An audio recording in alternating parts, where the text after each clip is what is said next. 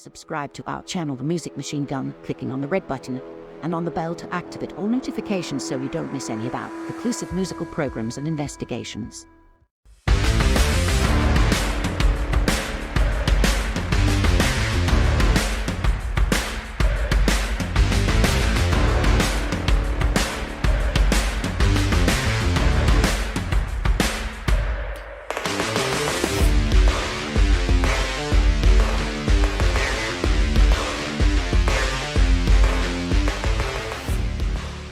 On July 19, 1994, the Rolling Stones perform at the European Club in Toronto, Canada, also known as the Guverment. Must have been the rock and roll event of the summer. Here's Monica to tell you about it. Thanks, Lance, and hi, everybody. I tell you, some small, cynical part of me wanted to say, oh, they're dinosaurs. Oh, give it up already. Maybe Bill Wyman had the right idea. Tell you, sitting at the RPM Club last night in Toronto, one of the lucky few, all I did feel was really, really lucky. This is their greatest rock and roll band in the world. It was a show that was heard around the world. The Rolling Stones played their first concert since the Steel Wheels tour last night. It was an intimate gathering at a Toronto club, and fans lined up all day to get a preview of the Voodoo Lounge tour, and the $5 cover charge went towards helping street kids. There you go. That's a great number. See you later. Have a good time, huh? We are in. All right. Going to the Stones! But by that time, I played with established stars such as Miles Davies, with whom he toured in 1983, and with Sting, with whom he recorded the album The Dream of the Blue Turtles and the live album Bring on the Night, and appeared in the documentary of the same name about the formation and band Jupiter. He also played in Peter Gabriel's band during the Human Rights Now from 1988. Since this performance in Toronto, Canada, along with the Rolling Stones, Darryl Jones has toured with the band ever since and has participated in the recording sessions for every Rolling Stones album since 1994. Voodoo Lounge 1994. Stripped in 1995. Bridges to Babylon 1997. The Bigger Bang 2005. And Blue Lonesome 2016.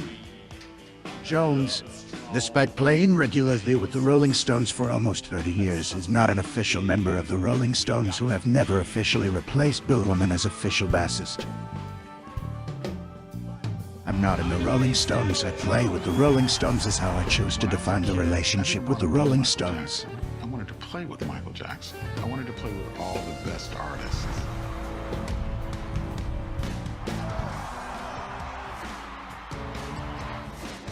Have to come in and pretend to be Bill Wyman or anybody else. They needed something fresh. Darryl is one of the best bass players in the world.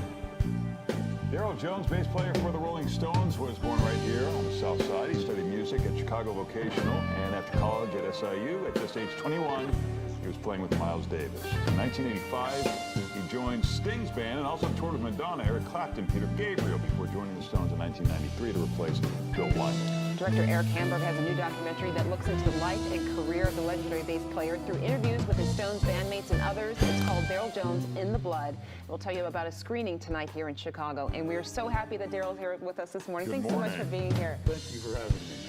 That's part of it. For me, I was lucky because of the music scene in Chicago is so diverse. Yes. And the elder musicians really they don't let you get away with a lot here. Yeah. So I had a really great education, both at CBS and in the music scene here in Chicago. I was going to ask about Chicago Vocational High School. Everybody knows where it is, right off the Skyway. What was it about that program? Because it was a classical music program that they were offering, is that right? It was everything. Everything. I mean, so they had, resources were there. In the course of a show, we would play everything from Beethoven, Rimsky-Korsakov, to jazz, Duke Ellington, to pop songs of the day. So it was a pretty full-on, musical education. Very well-rounded. You've you've had a legendary career yourself. But was there any hesitation in terms of joining the Rolling Stones, guys who've known each other since they were children? That they already had that special chemistry. What was the thought process going on when you had that invitation to join? Well, there was a little bit of trepidation. Yeah, trepidation. I had had a good friend who was playing one of their albums a lot and telling me, "Oh, I think this is great. I think this is great." And I was like, "It's okay." You know? But the more I listened to it, the more I thought, the way I play could work with them, And so, and then also I had the great pleasure and honor of playing with Miles Davis as my first really big gig. So after that, you kind of, you hit the top, the pinnacle. Exactly. The Stones look up to Miles Davis, right? I did hear that. I heard that Keith asked when I came in to audition, well, who has he played with? And somebody told him we played with Miles Davis, and Keith apparently said, "Oh, I guess we should have a listen." We are waiting for you tomorrow on this same channel in a new chapter of Traveling in Time with the Rolling Stones. See you tomorrow. If you like this video, give it a like, comment, and share to continue uploading interesting content to the Machine Music channel.